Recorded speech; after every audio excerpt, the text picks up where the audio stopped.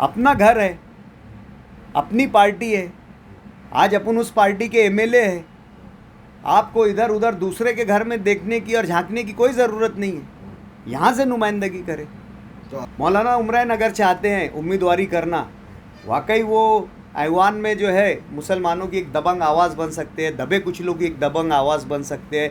यहाँ पर कुछ लोगों के पास तो आज सिंबल भी नहीं है, किस गुट में है, किस लीडर के मातहत काम कर रहे हैं। अगर वो ये चाहते हैं कि लड़ाई ईमानदाराना लड़ना है तो आए मजलिस से नुमाइंदगी करें। यहाँ के मुकामी नुमाइंदे ने मजलिस के, जो मजलिस के संवैधानिक पद पर है, उसने कितना आम लोगों में पहुँचाया, कितना मजलिस के नाम पर यहाँ पर तंजीम को खड़ा किया।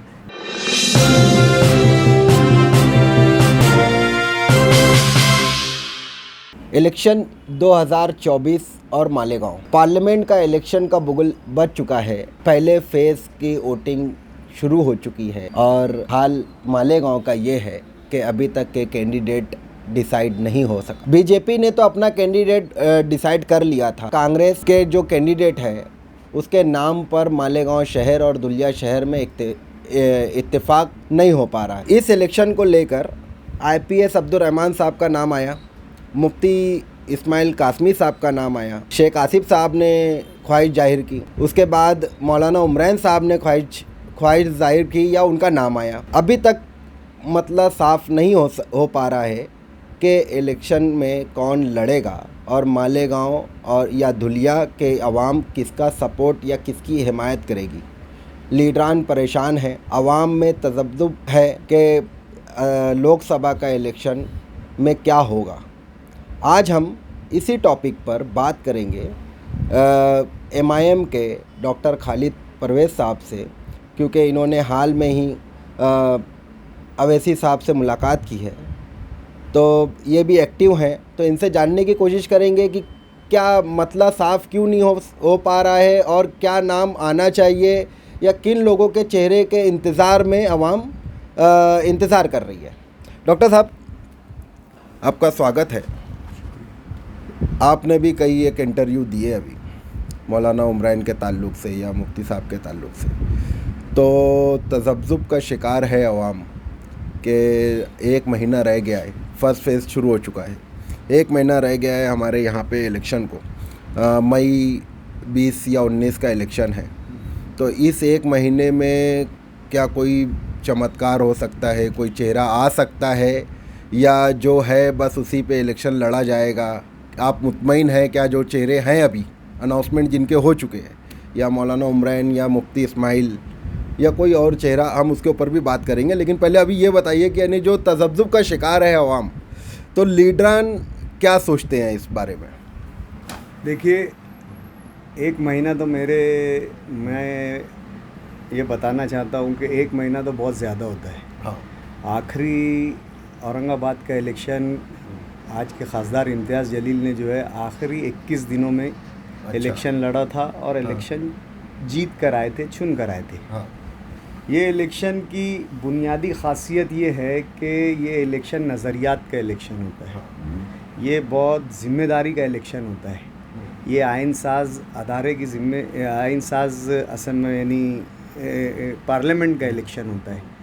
यहाँ पर हर वोटर जो है वो नज़रिए के साथ जुड़ा होता है और जो उसके मुस्तकबिल के जो कवानीन उसके मुस्तकबिल का फ़ैसला करते हैं, उनको जानकर, उनको समझकर, उस तरीके से, उस बेदारी के तहत जो है वोटर वोट देता है। यहाँ पर शख्सियत असर नहीं करती है या शख्सियत मानी नहीं रखती है।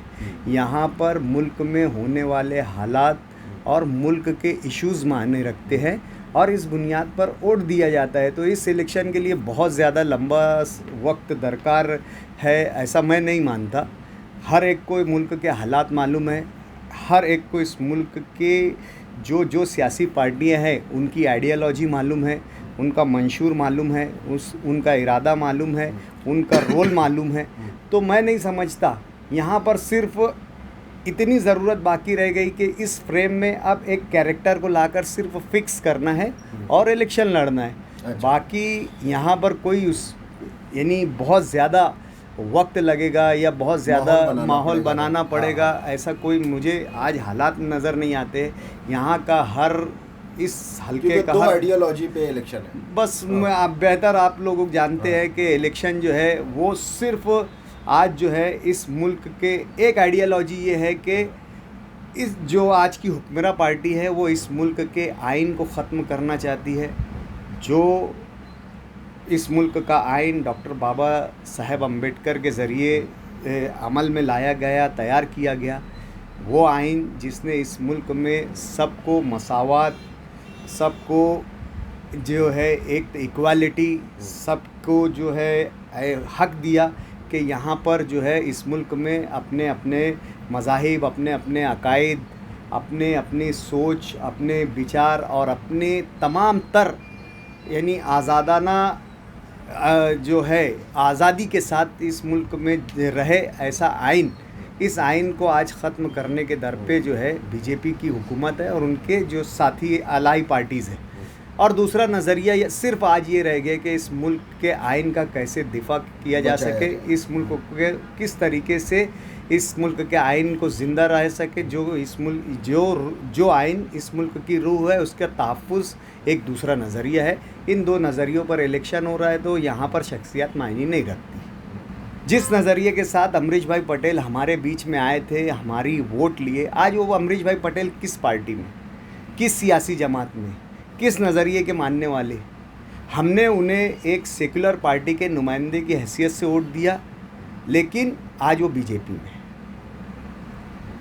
नज़रिए का तहफ़्फ़ुज़ सिर्फ हमने करना आज ही यानी हालात पैदा कर दिए गए। इस मुल्क के आइन के तहफ़्फ़ुज़ की लड़ाई सिर्फ मुसलमानों के सुपुर्द कर दी गई है। ये हरकतें इस बात की गम्माज़ी करती है। वो कुणाल पाटिल जिन्होंने आज एमएलए होते हुए, आज मैं समझता हूँ उनके ख़ानदान ने 40 साल के करीब मिनिस्ट्री का सुख जो है वो किया है, मिनिस्ट्री पाई। 40 साल मैं समझता हूँ उनके वालिद मोहतरम मिनिस्टर रहे। बड़ा सियासी घराना है। आज हमारे यहाँ पर जो हीरे घराना है वो उनका रिश्तेदार है, दादी के रिश्तेदार है। वो कुणाल पाटिल आज कांग्रेस से उम्मीदवारी करने मना कर देते हैं। वो टिकट कांग्रेस से लेने से इनकार कर देते हैं। कांग्रेस के पास आज उम्मीदवार नहीं है। आज शोभाताई बच्छाव जो है वो नासिक ज़िले के, अगर आज उनका वोट हम उठाकर देखें कि वो कहाँ वोट देती है तो ये मतदार संघ में उनका वोट भी नहीं है। और बाहर के उम्मीदवार को लाकर अब हम पर थोप दिया जा रहा है और सेकुलरिज्म के नाम पर और एक बीजेपी के लड़ाई के नाम पर, एक बीजेपी के खौफ से हमको कहा जा रहा है कि आप इस कांग्रेस पार्टी को वोट दो। क्या गारंटी कि कल शोभाताई बच्छाव भी कांग्रेस में रहेंगी या नहीं रहेंगी? आज कौन सा लीडर जो है जिनको हमने कांग्रेस का सेकुलर नज़रिए का मानकर वोट दिया और आज वो कांग्रेस में टिका हुआ है? हालात इस तरीके के हो गए। एमआईएम को बीजेपी की बी टीम कहा जाता है और जो लोग बी टीम कहते थे, मैं तकरीबन समझता हूँ 75% आज उनके लीडर्स जो है वो जाकर बीजेपी में शामिल हो गए। कौन बी टीम है इस मुल्क में जो बीजेपी का काम कर रही है, जो बीजेपी का काम आसान कर रही है? जो लोग कांग्रेस पार्टी से मुख्यमंत्री बने, जो लोग कांग्रेस पार्टी से मरकज़ी और रियासती जो है वह वजारत का जो है लाभ उठाए, बेनिफिशियरी रहे, आज वो तमाम के तमाम चेहरे तो बीजेपी में। तो बात साबित ये होती है कि आइन की लड़ाई, मुसलमानों के हुकूक़ की लड़ाई आज जो है सिर्फ मजलिस इत्तेहादुल मुस्लिमीन लड़ रही है। आज 10 साल पहले इम्तियाज़ जलील साहब ने औरंगाबाद से आमदार का सफ़र शुरू किए थे, आज वो खासदार हुए। आज वो इतनी मजबूती से उम्मीदवारी कर रहे हैं कि वहाँ पे बीजेपी और अजीत पवार राष्ट्रवादी और शिवसेना जो शिंदे जिसके कायद है, वो आज तक उम्मीदवार वहाँ पर डिक्लेयर नहीं कर पा रहे कि इम्तियाज़ जलील के सामने उम्मीदवार किसको देना चाहिए। इम्तियाज़ जलील ने अपने 5 साल के जो कार्यकाल में अपने आप को साबित किया, मजलिस की नुमाइंदगी की, मजलिस की आइडियालॉजी को साबित किया आज उन्होंने आदर्श का जो चिट फंड का जो घोटाला हुआ था उस वो घोटाले को मंजर आम पर लाया। कई जो है अपनाए वतन जो है इससे जो मुतासिर थे, आज उनका फ़ायदा हुआ। मैं समझता 30 से 35 हज़ार जो वोट है, जो लोग कहते हैं कि मजलिस सिर्फ मुसलमानों की नुमाइंदगी करती है या फिर मजलिस जो है दलितों की बात करती है, आज मैं समझता हूँ इस आदर्श चिटफंड घोटाले के बाद 35 से 40 हज़ार vote, Maratha vote, OBC vote जो है वो इम्तियाज़ जलील से जुड़ गए। वो तो आज कोई सिंबल नहीं देख रहे, वो तो आज कोई पार्टी की मेन आइडियोलॉजी नहीं देख रहे। वो ये देख रहे हैं कि मजलिस इत्तेहादुल मुस्लिमीन ये जो है, ये आज जिस बात की इस मुल्क में ज़रूरत है वो लड़ाई लड़ रही है। और आज है, यानी मैं ऐसा समझता कि आज इम्तियाज़ जलील औरंगाबाद पर टॉप पर है। लास्ट टाइम वो 4000 वोट से चुन कर आए थे। मैं ऐसा समझता अब की उनकी जो लीड है वो 50,000 से वोट से कम नहीं रहेगी। बात कई लोगों के नाम के आने की है। मैं देख रहा यहाँ पर ड्रामा और सियासी शोबदाबाजी हो रही है। हर कोई अपने वजूद की लड़ाई लड़ने के चक्कर में यहाँ पर है। मैंने इस ताल्लुक़ से मेरे पहले इंटरव्यू में कहा था कि ईमानदाराना कोशिश कीजिए। आज मैं दावत देता हूँ, यहाँ पर कुछ लोगों के पास तो आज सिंबल भी नहीं है, किस गुट में है, किस लीडर के मातहत काम कर रहे हैं। अगर वो ये चाहते हैं कि लड़ाई ईमानदाराना लड़ना है तो आए मजलिस से नुमाइंदगी करें, कोई भी हो। अगर वो चाहते हैं कि शहर में वो एक सियासी हैसियत रखते हैं, शहर में एक सियासी वोट बैंक रखते हैं, आकर मजलिस से टिकट मांगे, तुम्हारी काबिलियत है, आकर लड़े। मुफ्ती इस्माइल साहब ने शुरू में कहा था कि महाविकास आघाड़ी मेरे कांटेक्ट में है। अपना घर है, अपनी पार्टी है, आज अपन उस पार्टी के एमएलए है। आपको इधर उधर दूसरे के घर में देखने की और झांकने की कोई ज़रूरत नहीं है, यहाँ से नुमाइंदगी करें। तो आपने या अवैसी साहब ने इनसे कुछ बात की है मुफ्ती साहब से? देखिए, यहाँ पर जब ऑब्जर्वर आए थे, ऑब्जर्वर ने पेशकश पहले यही की कि आप लोग उम्मीदवारी क्यों नहीं करते। फारूक शाह साहब से भी यही कहा कि आपने 1 लाख करीब 50-55 हज़ार वोट लिए। मुफ्ती साहब से भी यही कहा कि करीब आपने 1.25 लाख वोट लिए। आज 1.25 लाख वोट तो हम हासिल किए हुए दिख रहे हैं, तो आप लोग उम्मीदवारी क्यों नहीं करते। आज अगर हम ये सोच धुलिया के ताल्लुक़ से पैदा कर लेते थे कि धुलिया में 3 लाख वोटर्स है और वहाँ पे मुसलमान सिर्फ 1 लाख वोटर है, हम 33% वोट रखते, हम कैसे चुनकर आएंगे। तो आज धुलिया का ये नतीजा आता था। धुलिया में हमने कोशिश की, हमने वोटरों में बेदारी पैदा की, हमने वोटरों को हमारी जीत का नक्शा बताया, हमने वोटरों को हमारी जीत की राह बताई, तो आज हम वहाँ पर धुलिया में कामयाब हुए। मालेगांव में आज से पहले किसी उम्मीदवार को जो है उसने 1 लाख वोट का आंकड़ा क्रॉस नहीं किया था। ये मजलिस की परफॉर्मेंस है, ये मजलिस की कारकर्दगी है, ये मजलिस का जलवा है कि उम्मीदवार ने 1,37,000 वोट लिया। नहीं तो इससे पहले मुफ्ती इस्माइल ने भी 3 इलेक्शन लड़े। पहला इलेक्शन जीते, उसमें कितनी वोट हासिल किए, यही वोट, इतनी ही वोट थी। सेकेंड इलेक्शन लड़े, हार गए, कितनी वोट हासिल किए। आज तक किसी ने जो है मजलिस के उम्मीदवार के अलावा इस शहर में इतनी बड़ी वोट हासिल नहीं किया। ये मजलिस की चाहत, मजलिस की चाहत का एक बहुत बड़ा सबूत है। मौलाना उमरान अगर चाहते हैं उम्मीदवारी करना, वाकई वो ऐवान में जो है मुसलमानों की एक दबंग आवाज़ बन सकते हैं, दबे कुचलों की एक दबंग आवाज़ बन सकते हैं, मराठों की एक दबंग आवाज़ बन सकते हैं, किसानों की, बुनकरों की, तो व्यापारियों की एक दबंग आवाज़ बन सकते हैं। यकीनन उन्होंने नुमाइंदगी करना चाहिए अगर उनमें ये है, इस चीज़ का जज्बा है। कॉमन सिविल कोड भी आ रहा है। यस, ये तो हमारा यानी कॉमन सिविल कोड, ये सीधा सीधा हमारे हुकूक पर हमला है। तो और इससे मौलाना जुड़े हैं, तहरीकें चल रही है, तो यकीनन मौलाना को आना चाहिए। फारूक शाह साहब आज अगर वोट का वो बता रहे, रेशो बता रहे हैं, तो वो किस सिचुएशन में चुन कर आए उसको महसूस करते हुए आना चाहिए। जिन लोगों को जो बेनिफिशियरीज़ है, जिन्होंने पार्टी का से बेनिफिट लिए, उन्होंने ज़रूर जो है वो आगे आना चाहिए और इस हालात में जो है वो पार्टी की नुमाइंदगी करना चाहिए। अगर ये कोई भी नहीं आता है या लेट होते हैं तो इसी नाम में डॉक्टर खालिद क्यों नहीं? देखिए, मैं पार्टी का जो जिम्मेदार हूँ, मैं नॉर्थ महाराष्ट्र का हूँ।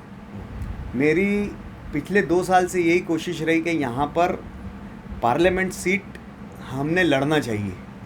यहाँ पर मैंने शुरू में डॉक्टर गफ्फार कादरी को कहा था कि यहाँ से आप खुद आइए, खुद लड़िए।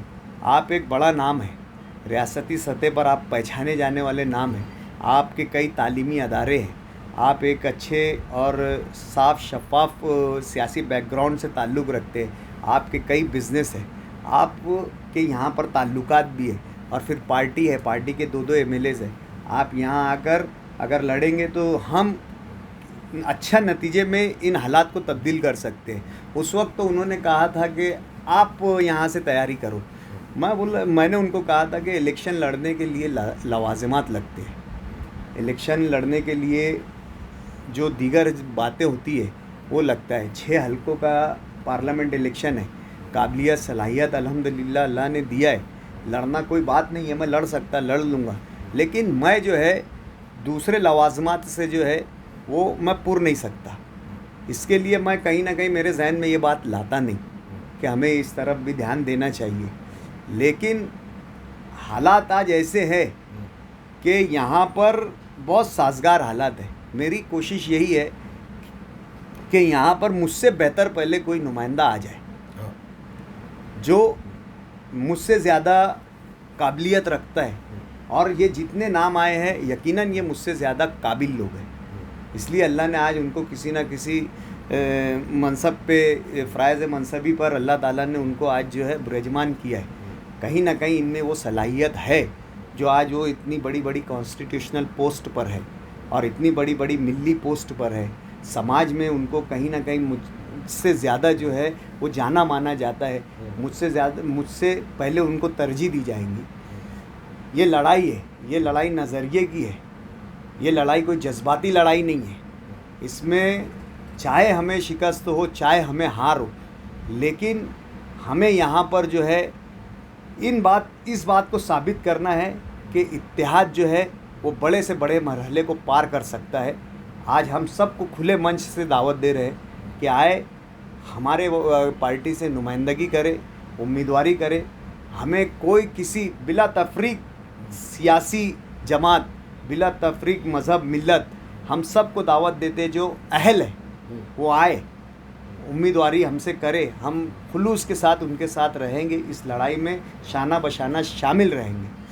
और उसके बाद अगर हालात ऐसे है और पार्टी चाहे कि यहाँ से हमें उम्मीदवारी करना ही है, और मैं जब से मजलिस से जुड़ा हूँ, मैं मजलिस की आइडियोलॉजी के तहफ़्फ़ुज़ की लड़ाई बराबर लड़ता आ रहा हूँ। जो मेरी ताकत और जो मेरी बिसात है, मैं नॉर्थ महाराष्ट्र का प्रेसिडेंट बना, मैं पूरा नॉर्थ महाराष्ट्र घूमा और वहाँ पर मजलिस के नज़रिए को और मजलिस के कौमी सदर बैरिस्टर असदुद्दीन अवैसी की कोशिशों को और काविशों को वहाँ पर मैंने उजागर करने की कोशिश की है। जब मुझे मौका मिला, जब मुझे स्टेज मिला, जब मुझे स्पेस मिला, मैंने इस बात को जो है सबूतों के साथ साबित करने की कोशिश की है कि मजलिस इस लड़ाई में कितनी मुखलिस है।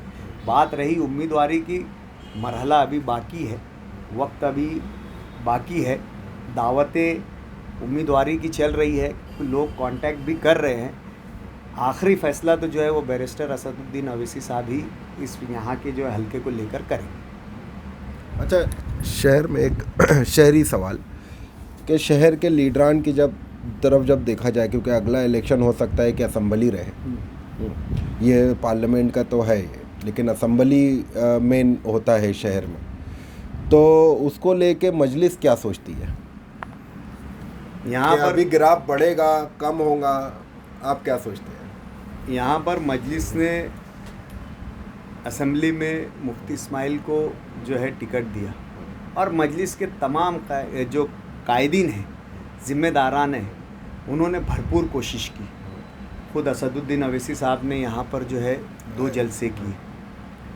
हैदराबाद से 2 एमएलए जो आज दो एमएलए, उस वक्त एक एमएलए थे महराज साहब और माजिद हुसैन जो आज नामपल्ली से एमएलए मुंतखब हुए हैं।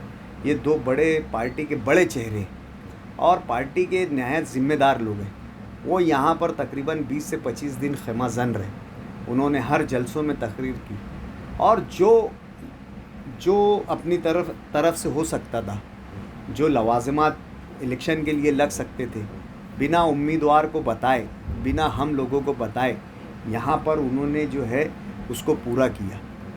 यहाँ पर ना कभी उम्मीदवार से उन्होंने होटल का ख़र्चा मांगा, ना खाने का ख़र्चा मांगा, ना हेलीकॉप्टर आया हेलीकॉप्टर का ख़र्चा मांगा, ना ट्रैवलिंग का ख़र्चा मांगा। जो भी उनसे इस्तेताअत भर जो हुआ, यहाँ पर इलेक्शन में उन्होंने मदद की। यानी मजलिस ने जो है इस सीट के उम्मीदवार के लिए हत्तल इम्कान जो उनकी कोशिश थी, वो कोशिश किया और मजलिस ने चुन कर लाया।